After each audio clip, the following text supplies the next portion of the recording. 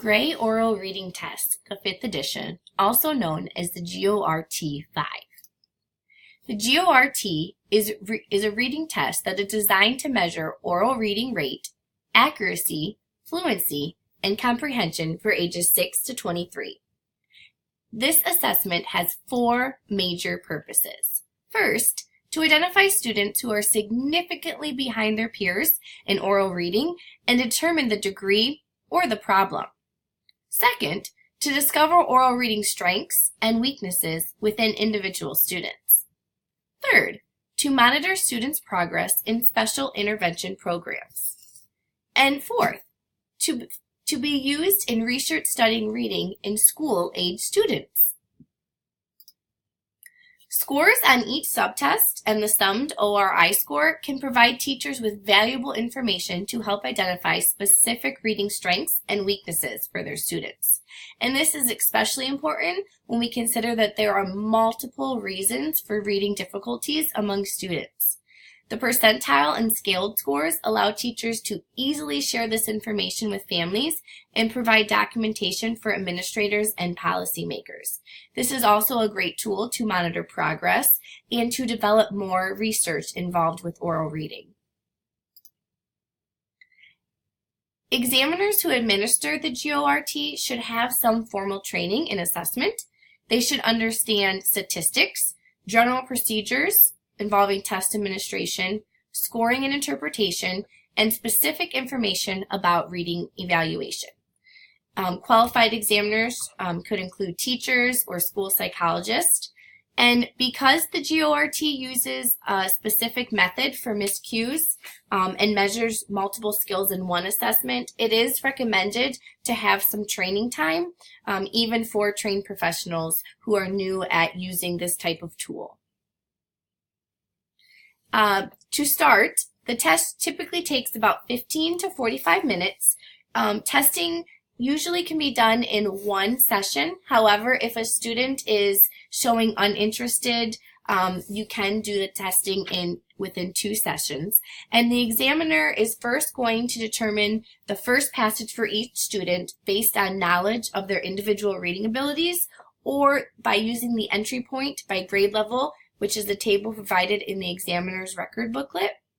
The students are provided with the passage and directed to read the passage orally as carefully and quickly as they can. The examiner times the student reading and records deviations from the print as the student reads. Following the reading, the examiner removes the passage and then will read the comprehension questions to the student and record their answer. Testing will continue until a basal or ceiling has been reached, and that's determined by the fluency score. The GORT, it was designed to be administered to individual students in a quiet setting, and like we said, it can typically range from 15 to 45 minutes, with ideally wanting to be administered in one session, but there are times when 2 sessions are okay to be administered. It is beneficial for examiners to practice using the tool with multiple children in both forms, and this just allows them to become familiar with the miscue recording methods, timing, and the comprehension questions. As always, practice makes perfect.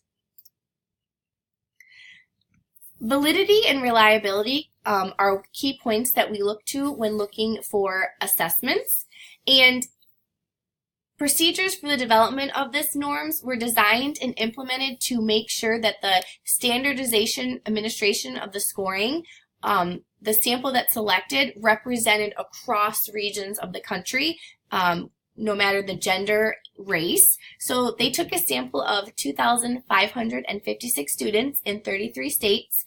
They looked at gender, race, parents' education, and household income.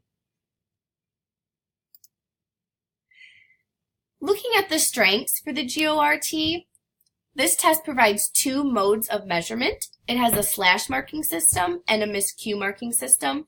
And this is useful because it allows the test administrator to choose the depth of the examination. The slash marking system is much simpler. The directions are easy to follow, and it does not require extra preparation like setting up recording equipment. The miscue system is a much more detailed observation of a student's reading errors. It can be more complicated and involve listening to the recording several times to make sure that we record all the miscues, which makes it much more time consuming, but the results are much more beneficial. In terms of limitations or weaknesses, these following concerns about the GORT should be noted. One major change from the GORT 4th edition to the 5th edition is the use of open-ended questions instead of multiple choice. The open-ended questions through the passage could be scored inconsistently based on answers that the students provide, and there's also concern about the effect that the timed reading may have on an overall student's reading performance. Some children feel anxious when they're told or feeling that they are timed and told to read quickly, which could cause them to have more errors and miscues than they would reading in their natural setting. Also, use of the test to monitor successive interventions usually involves several testing and retesting sessions. And this could allow the student to have learned the test. There are 2 versions of this test, but again, reusing this test to monitor successive interventions could cause the student to learn the test. Also, it is expressed concern that the test administrators should have overall a good amount of training to administer this test to ensure that the results are valid. And so this is the concern that the administrators may not have the type of training needed to make it the information consistent and valid.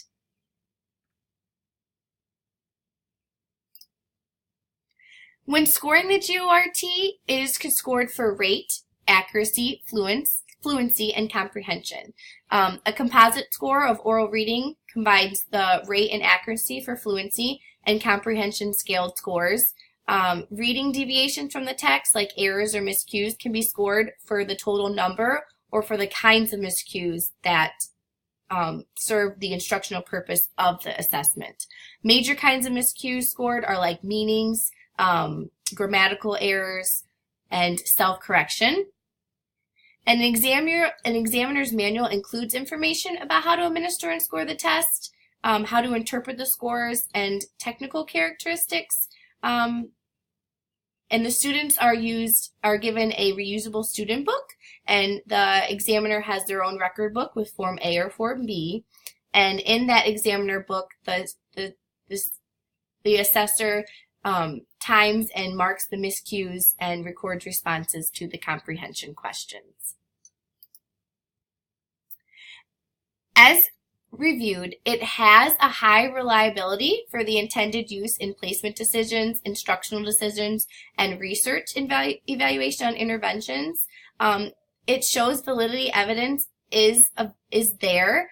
The authors appropriately caution, though, that the user has supervised practice in administering this. It's desirable to make the best validity of this resource.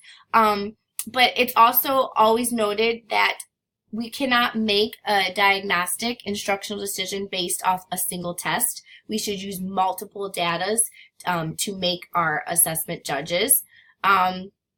Remember, tests don't diagnose, trained professionals do. I love that quote. And so we should use the GORT as one tool to help our instruction and to help guide our students to get their achievements.